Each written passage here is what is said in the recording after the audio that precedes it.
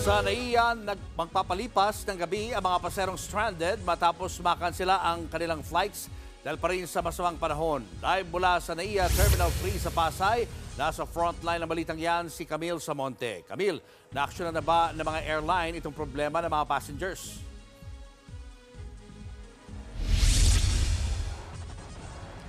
Julius, daang pasahero ang stranded ngayon dito sa NAIA Terminal 3 matapos makansela ang ilang domestic flights bunsod ng super bagyong Karina. Yun nga lang, pahirapan naman ang pag-rebook ng flight dahil sa haba ng pila dito sa ticketing office. Nagmamadali pa si Mercy at mga kasamahan niya papuntang NAIA Terminal 3 mula Angono, Rizal para hindi maiwan sa kanilang flight papuntang Iloilo kaninang umaga. Pero pagdating sa airport, kanselado na pala ang kanilang flight dahil sa super bagyong Karina. Nadismaya kasi nagpabalik-balik na kami na yung flight namin, gusto rin namin na marating dun sa scheduled flight. Kaso nga lang po dahil baha, so yung taxi na sinasakyan namin, humanap na ng ibang route. Si Frederick at kanyang pamilya na pauwi sa General Santos, problemado rin matapos marebook ang kanilang flight. May mga kasama pang bata. Magsistay na lang kami dito sa airport para hindi na kami ma-hassle.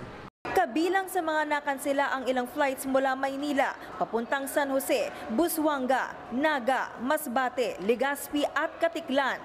Pati na ang biyahe mula Cebu pa Bacolod at pabalik. Gayon din ang ilang pang flight papunta sa Visayas. Pati na ang ilang flights pa Tuguegarao, Tagbilaran, Puerto Princesa, Tacloban, Dipolog, Zamboanga at General Santos. Nag-anunsyo rin ng canceled flights ang Philippine Airlines. Kanselado rin ang ilang flights papuntang Taipei. Sa datos ng Ninoy Aquino International Airport, nasa 80 flights ang kanselado. Magdamag na nakapila ang mga stranded na pasahero dito sa ticketing office ng Cebu Pacific. Karamihan sa kanila nagrereklamo dahil wala man lang daw ibinigay na pagkain at tubig ang airline habang naghihintay sila na marebook ang kanilang mga flight.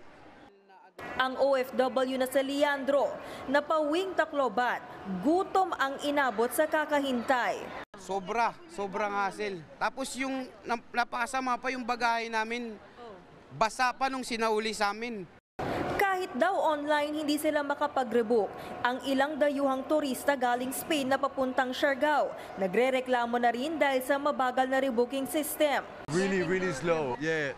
Online, but the page has down because many people tried to give back the money, and the queue was terrific. It was very long. And also, you can't have this many people and only have 2 desks operating at the time. So because we've been here for like 3 hours, maybe queuing, and we still have like halfway to go.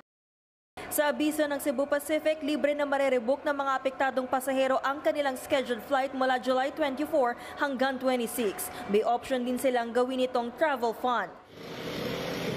Samantala, ilang pasahero rin ang stranded sa mga pantalan. Sa datos ng Philippine Coast Guard, stranded ang halos 100 at 60 pasahero sa mga pantalan sa Southern Tagalog. Higit 100 din ang stranded sa mga pantalan sa Bicol Region. Paalala ng Philippine Ports Authority, makipag-ugnayan sa mga shipping line bago pumunta sa pantalan para maiwasan ang anumang abala.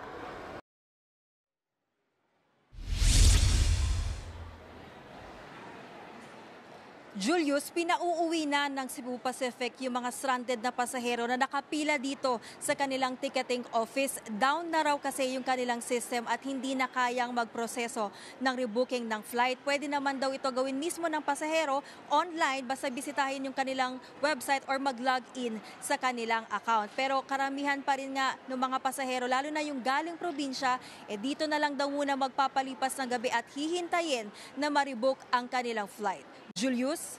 Maraming salamat, Camille Samonte. Mga kapatid, Julius Babaw po. Iba na ang may alam at may pakialam sa panahon ngayon.